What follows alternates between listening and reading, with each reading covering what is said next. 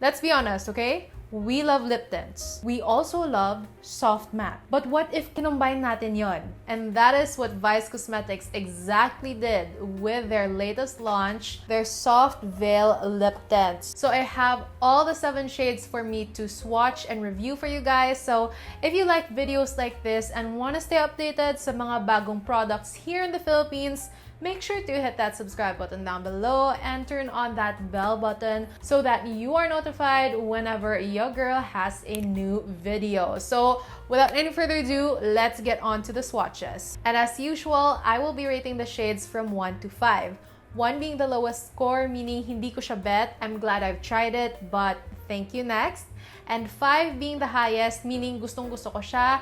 I will use it as my everyday lippy or my glam lippy. So, the first lippy ay yung shade na Peach Perfect, which is their Coral Peach. Corals, even though it is in a soft velvet matte finish, hindi pa rin siya swak sa akin. So, depende talaga. So, with the shade Peach Perfect, even though it has coral tones to it, medyo it's still a little bit too red for my preference. For this shade, I am gonna give it a 1.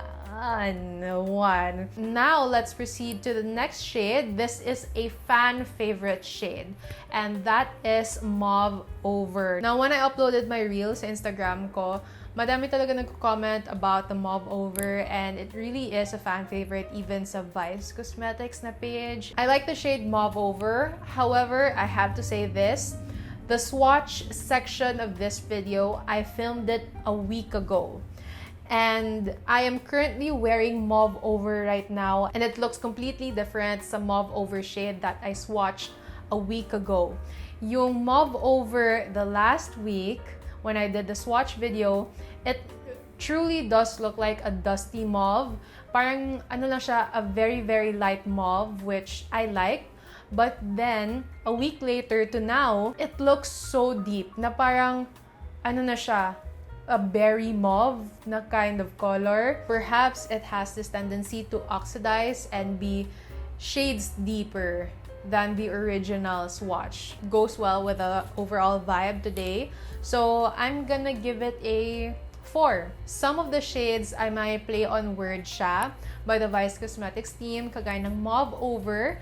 Now this time is The Serve. So it's a play on Deserve. The Serve shade is a medium red shade, and it's the kind of red that I'm attracted to. Hindi siya yung apple red or strawberry or tomato red.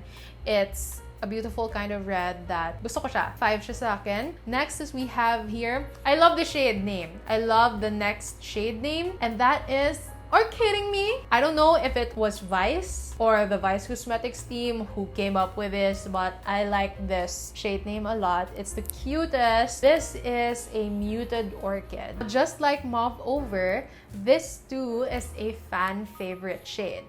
But yung difference ng dalawa in tones is if yung Mauve Over is a pinkish mauve situation, yung Orchidding Me naman is parang medium, neutral kind of pink. That will suit mga mestizas to deep morena. Sa mga deep morena siguro, I recommend na mag-lip liner kayo just to be safe. I am gonna give this a 4.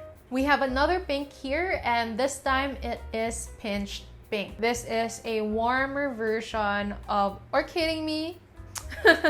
That is a warmer version of it. And colors with warm undertone to them open up your face. They just brighten up your face. So if you're tired and stressed, but you want to fake it out, you want to look fresh, but actually hindi, then go for warm undertone shades. One I can recommend is the shade yung Pinched Pink, and I'm gonna give it a 4. Next is we have Cherry Bomb. Now, yung Cherry Bomb naman is a cherry red color. This is a very relaxed kind of red shade that's not too deep, not too vibrant as well, that you can use it as your everyday red lipstick. Even though I have a lot of good words to say about it, preference-wise, it's just not the shade for me.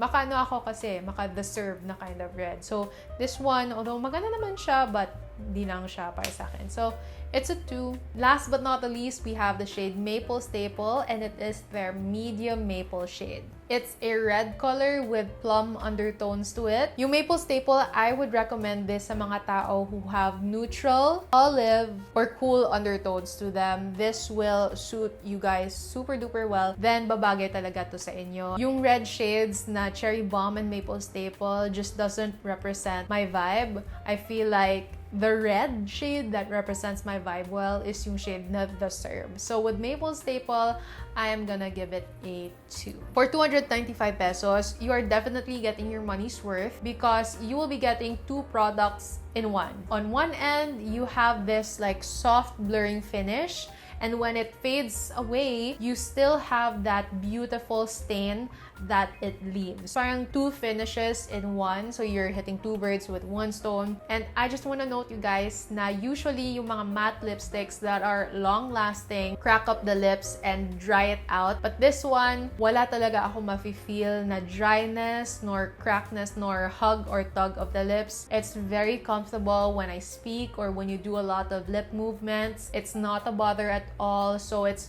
very, very comfortable to wear. And by the way guys, kailangan yung antayin yung soft veil to set for you to be able to see the soft matte finish of this lipstick. Thank you so much Vice Cosmetics for sending in the soft veil tints for me to try for my booth. Again, if nag-enjoy kayo dito sa video na to and you find it informative and helpful, make sure to hit that like button down below and mag-subscribe kayo.